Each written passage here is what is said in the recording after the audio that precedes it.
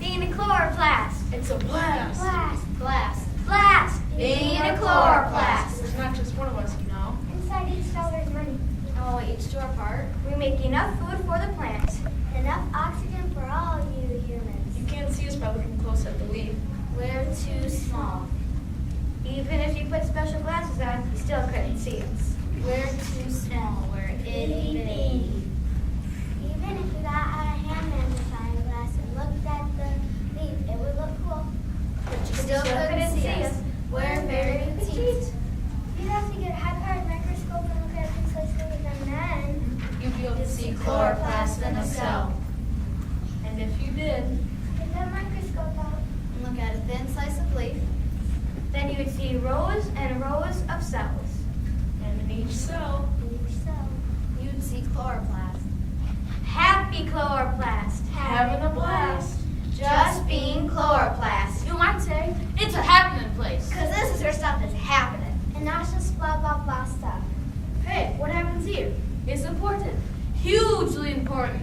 Vastly important. Gigantically, colossally, overabundantly. Important. To the plant and to everything on planet Earth that breathes oxygen. One more time. What happens here is hugely, vastly, gigantically, Colossally important. To the plant and to everything on the planet Earth that breathes oxygen. Hello, how are you today? I'm chloroplast, and I live here inside this plant cell.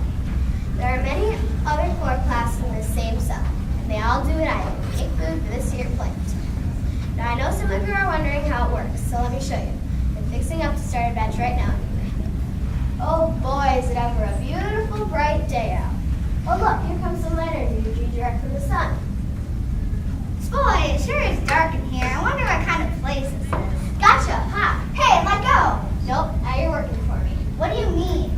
You see, water will be entering the cell any second now. Water? Where's it coming from? I entered this leaf 3 feet off the ground. There was no water around. Water is coming from the roots. Some of the roots reach down pretty deep to find it. Okay, so the water is coming. Wait, that's not possible. How can water flow up? Gravity doesn't work that way. Well, you see, in a plant like this, even in a tree, water travels in tubes called the exotic. And you're right, normally gravity doesn't work that way. But the water is kind of sucked up the way soda is sucked up through a straw. It's called transpiration. Here we are, boys. Isn't this more water than a leaf? Yes, don't worry. The water that's not used will evaporate through the surface of the leaf. So why am I here? Somebody tell me what I do. Calm down. I need you to be patient.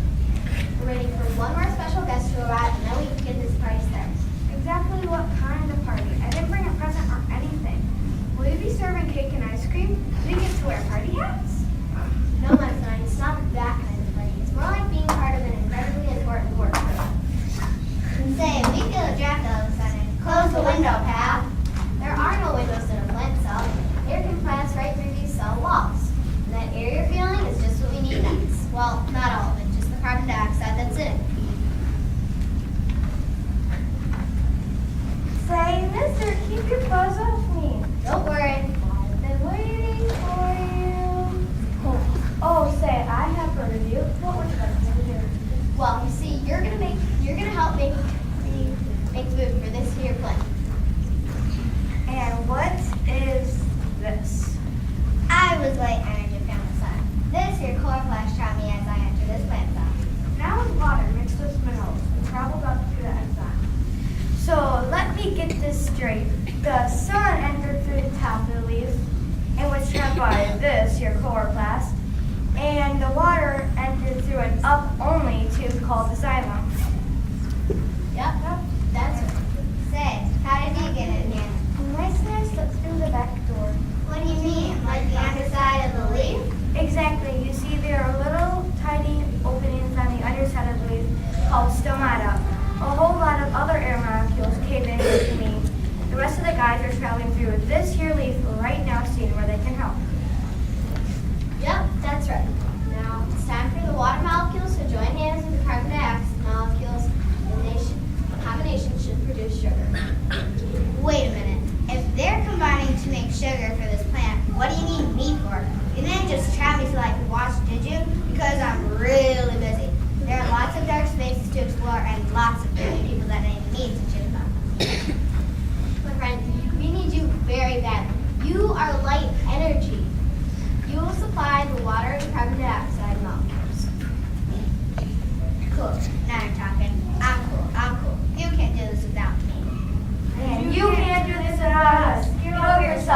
let's get serious.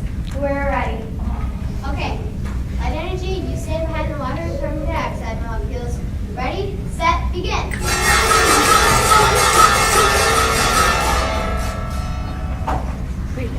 Well, I'm glad to say it worked.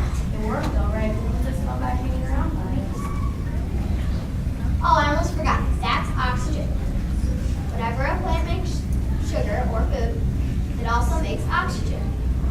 Now, when the sugar is sent to the parts of the plant that need it, the oxygen will travel with it. And the oxygen that is not needed will leave the leaf.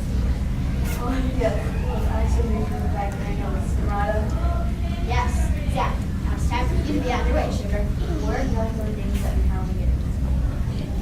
Some of you may be sent to the stem.